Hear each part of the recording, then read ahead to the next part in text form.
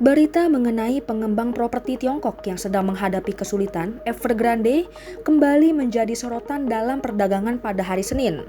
Setelah sebelumnya mengalami penurunan lebih dari 80% dan dihapus dari daftar saham di Hong Kong selama 17 bulan, perusahaan ini kini telah kembali diperdagangkan.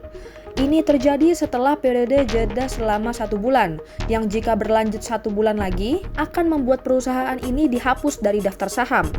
Evergrande, yang merupakan pengembang properti dengan utang terbesar di dunia, tengah berada di tengah krisis yang telah melibatkan sektor real estate Tiongkok selama 2 tahun terakhir.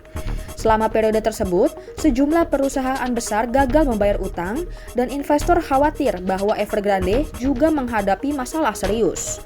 Meskipun demikian, akhir pekan lalu, perusahaan ini memberikan sedikit tanda harapan dengan mengumumkan angka pendapatan terbaru. Kerugian bersihnya menyempit menjadi sedikit lebih dari 4, miliar dolar dari Januari hingga Juni. Angka ini sekitar setengah dari yang tercatat pada periode yang sama setahun sebelumnya. Perusahaan tersebut mengklaim bahwa pendapatannya meningkat, sebagian berkat lonjakan nilai properti pada awal tahun. Persaingan yang juga menghadapi masalah, Country Garden, melihat sahamnya naik dalam perdagangan awal.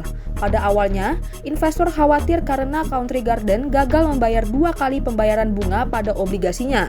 Namun, hari Senin membawa berita menggembirakan bahwa perusahaan ini berhasil mengumpulkan dana dengan menjual sebagian kepemilikan dalam salah satu proyek besar.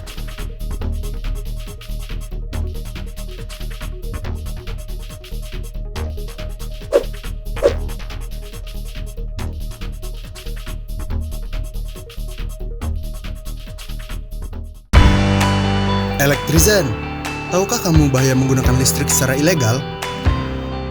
Menggunakan listrik ilegal dapat menimbulkan risiko kebakaran.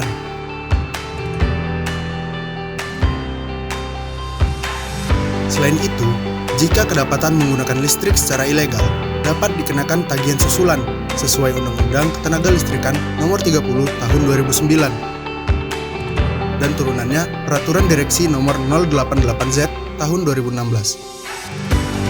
Jadi, bijaklah menggunakan tenaga listrik ya.